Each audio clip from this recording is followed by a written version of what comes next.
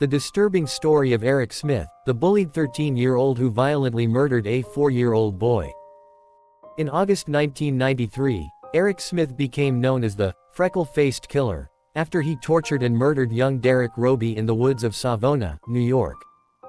In August 1993, the violent murder of 4-year-old Derrick Robie stunned the small community of Savona, New York. However, residents were even more shocked when they learned who the perpetrator was, a 13-year-old boy named Derrick Smith. Derrick Smith was just 13 years old when he tortured and killed 4-year-old Derrick Robie. How could someone so young commit such a brutal crime? Not only had Smith killed Robie, he'd also tortured him and then sodomized his dead body with a stick. After confessing to the murder, Smith claimed that he'd simply snapped after facing years of bullying at school. He wanted to take out his anger on someone, and Robie had just happened to be the unfortunate victim. Smith was convicted of second-degree murder and spent 28 years behind bars before he was released in 2022. While he is now in his 40s and trying to carry out the rest of his life as normally as possible, the chilling murder he committed when he was barely a teen continues to follow him wherever he goes. The brutal murder of Derrick Robie at the hands of Derrick Smith. On the morning of August 2, 1993, 4-year-old Derrick Robie gave his mother a kiss, said, "I love you, Mom," and set off down the street to attend summer camp at a park near his home in Savona. Doreen Robie later told 48 Hours, "It's the first time I ever let Derrick go anywhere alone. And it was 1 block down, same side of the street." However, what should have been a quick, safe walk for the young boy turned deadly when 13-year-old Derrick Smith spotted him. Smith lured Robie into the woods, telling him he knew a shortcut to the park. Then, he attacked. According to reports, Smith strangled young Robie, dropped heavy rocks on him, and poured Kool-Aid from the lunch Doreen had carefully packed for her son into his wounds. Once Robie was dead, Smith sodomized him with a stick he found lying on the ground nearby. He then fled the scene, leaving Robie's body in a forested area just yards from the park. Not long after Robie was killed, a thunderstorm blew in, and Doreen rushed to the park to pick up her son. It was then that she learned he had never arrived at the summer camp that morning, and she immediately called the police. Derrick Robie was a wonderful child who loved participating in recreation programs held at the park just a block from his home.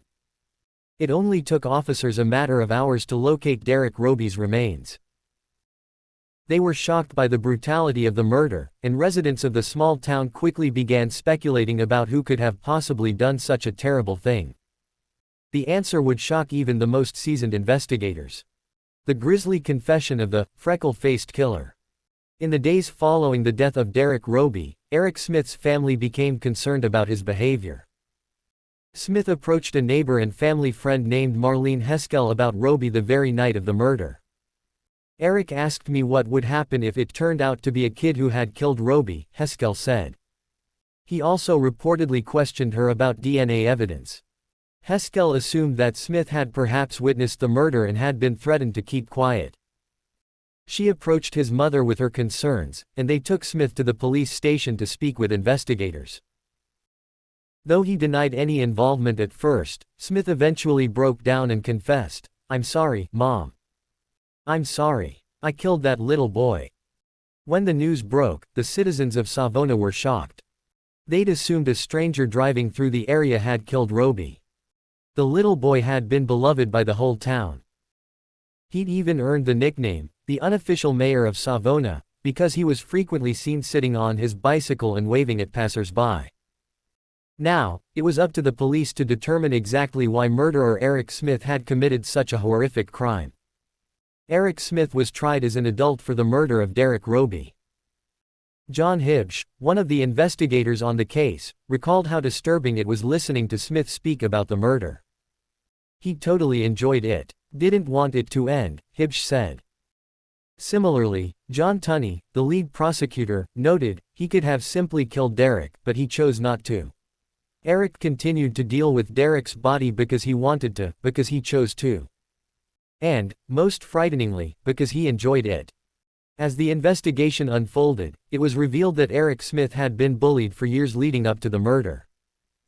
According to the Rochester Democrat and Chronicle, Smith stated that he was constantly teased for his ears, glasses, red hair, and short stature. He wanted to take out his anger on someone, and Derrick Robie was simply in the wrong place at the wrong time. My anger wasn't directed at Derrick at all, Smith later said. It was directed at all the other guys that used to pick on me. And when I was torturing and killing Derrick, that was what I saw in my head. As Tunney put it, Eric was tired of being the victim in his mind, and he wanted to see what it felt like to be the victimizer. Eric Smith was tried as an adult in 1993. The media dubbed him the freckle-faced killer, and his case was widely followed by shocked viewers across the nation. As reported, Smith was ultimately convicted of second-degree murder and sentenced to 9 years to life in prison.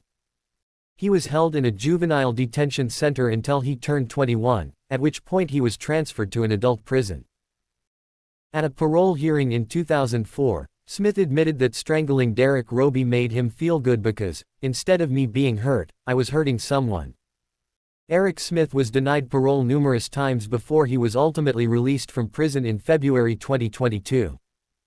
He also confessed that he probably would have killed again had he not been caught.